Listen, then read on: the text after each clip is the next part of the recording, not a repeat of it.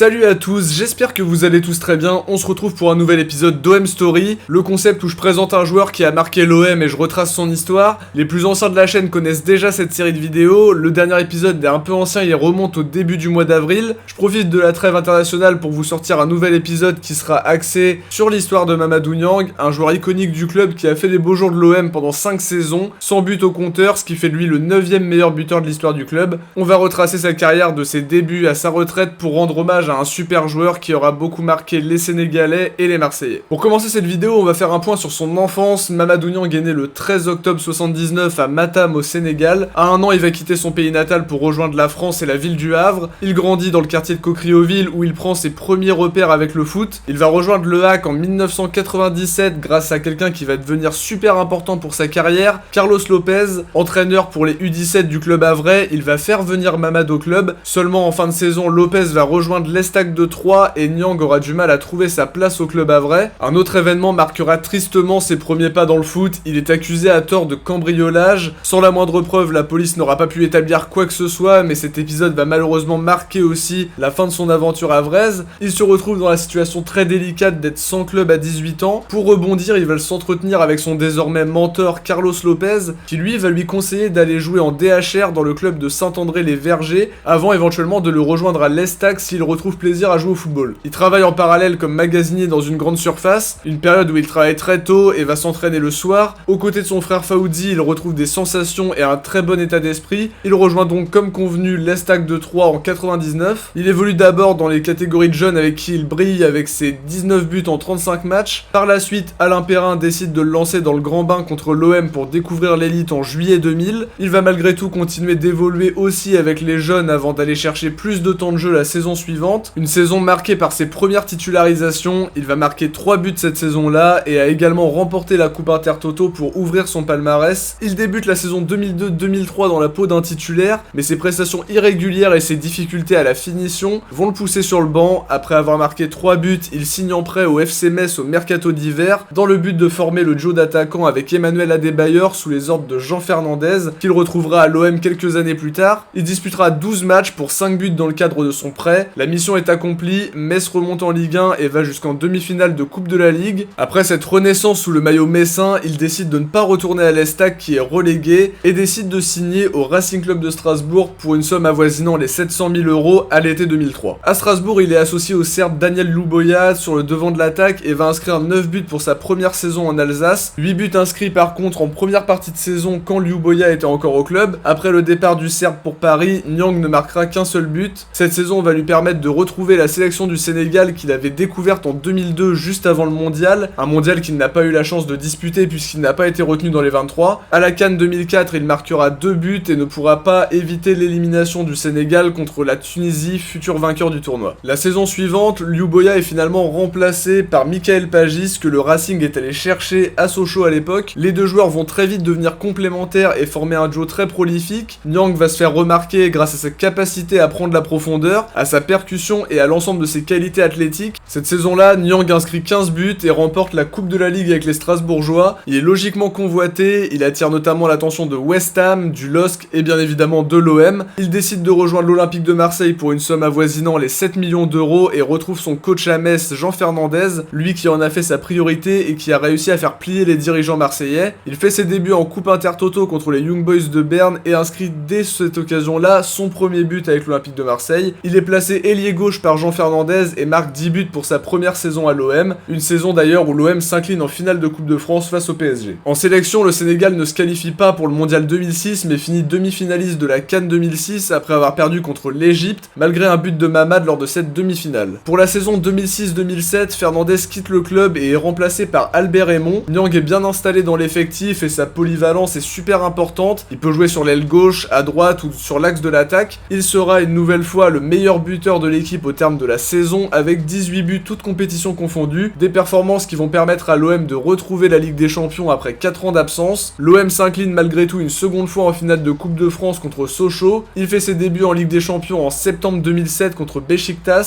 compétition dans laquelle il marquera son premier but contre Porto en octobre. Il réalise une saison pleine avec 23 buts toutes compétitions confondues, deuxième meilleur buteur en championnat derrière Karim Benzema. Il figure dans l'équipe type de la saison grâce à ses prestations très convaincantes. Niang profite profite de cette fin de saison pour poursuivre l'aventure avec l'OM jusqu'en juin 2012. En 2007, le Sénégal se qualifie pour la CAN, Niang inscrit même un doublé contre la Tanzanie. La CAN, elle, ne se passe pas très bien pour les Lions de la Teranga. Le Sénégal est éliminé dès le premier tour sans remporter le moindre match. Compétition difficile aussi à titre personnel pour Mamad qui n'a pas pu ouvrir son compteur de buts dans cette compétition. Avec Diawara, il décide de se mettre en retrait de la sélection à cause de conflits internes et de dysfonctionnements, des événements qui font suite à l'échec de la CAN 2008 bien évidemment.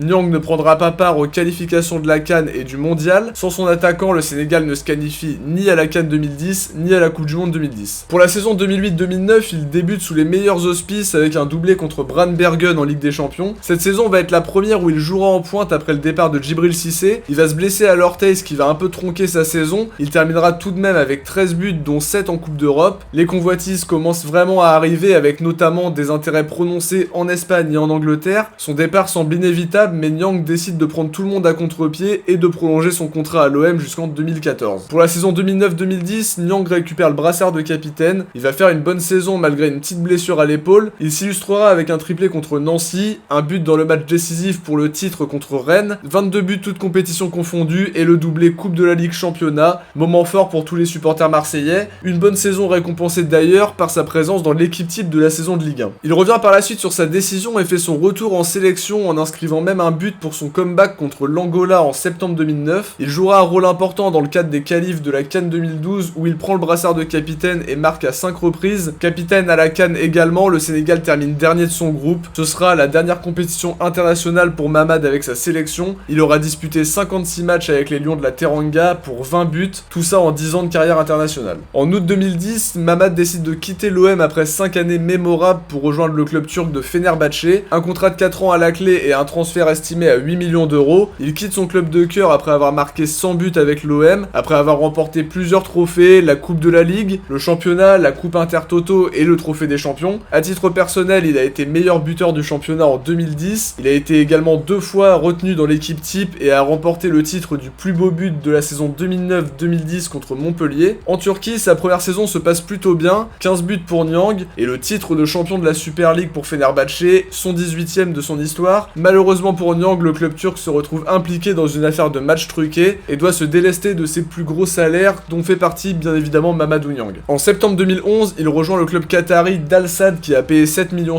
pour se l'offrir. Il retrouve 2 anciens de Ligue 1 avec Nadir Belhadj et Kader Keita. Il va profiter de cette expérience exotique pour étoffer son palmarès et remporter la Ligue des Champions asiatiques en 2011, ce qui lui donnera le droit de disputer la Coupe du Monde des clubs où Al Sadd perdra contre le Barça, mais terminera à la 3e place du tournoi malgré tout. 7 buts au total pour sa première saison à Al Sadd. Par la suite, il sera associé à la légende merengue Raoul pour la première partie de saison où il va inscrire 4 buts en 9 matchs. Il fera par la suite son retour en Turquie en rejoignant Beşiktaş pour le reste de la saison. 10 matchs et 3 buts dont un très bon match contre Fenerbahçe avec un but et une passe décisive. À son retour au Qatar, il joue très peu, 4 matchs pour un petit but et il ne sera pas conservé à la fin de la saison. Alors sans club, Mamad cherche un dernier challenge et rejoint Arles Avignon qui joue en Ligue 2. Cette saison-là, une saison compliquée sur le plan collectif, Arles Avignon est relégué en national. Niang inscrit lui 3 buts lors de son passage, le club va se retrouver rétrogradé administrativement en CFA, les joueurs vont tous se retrouver libres. C'est le cas de Niang qui va décider lui de prendre sa retraite à 36 ans alors qu'il avait initialement signé pour 2 ans. Il ne quitte pas le football pour autant puisqu'il rejoint Marseille Consola avec son ex-coéquipier à Marseille Souleymane Diawara. Il arrive en tant qu'entraîneur adjoint et se disait même prêt à rejouer en 2018 pour aider Consola au cas où le club avait besoin d'un attaquant. Il a préféré laisser la place et laisser les joueurs de Marseille Consola s'exprimer plutôt que lui qui a déjà eu une belle carrière. Avec Diawara, ils sont aussi à l'origine du changement de nom de Marseille Consola qui s'appelle maintenant l'Atlético Marseille. Il s'occupe maintenant de tout ce qui a trait aux sportifs au club avant peut-être de devenir entraîneur par la suite. Merci à tous d'avoir suivi cette vidéo. J'ai essayé de retracer au mieux la carrière de Mamad qui a été un joueur emblématique de l'OM. C'est compliqué de revenir sur une carrière aussi longue. On sait que c'est un joueur qui a largement marqué les succès du club et qui m'a aussi beaucoup marqué à titre personnel. Ça a été l'un des joueurs qui m'a fait adorer l'OM avec sa polyvalence, son état d'esprit, sa capacité à marquer et beaucoup de qualité dans son jeu. C'est aussi une manière de lui rendre hommage pour le travail réalisé pendant ses 5 saisons passées à l'OM. D'ailleurs les amis, quels souvenirs vous avez de Mamadou Niang pendant sa carrière de joueur? Quels moments vous ont marqué? N'hésitez pas à nous les dire en commentaire les amis. J'espère en tout cas que vous avez aimé cette vidéo. N'hésitez pas à nous faire vos retours, à nous donner des noms de joueurs que vous aimeriez voir dans les prochains épisodes d'OM Story. En tout cas, on se retrouve très vite sur la chaîne pour de nouvelles nouvelle vidéo pendant la trêve. Merci à tous d'avoir regardé cette vidéo, ciao, portez-vous bien et surtout allez l'OM.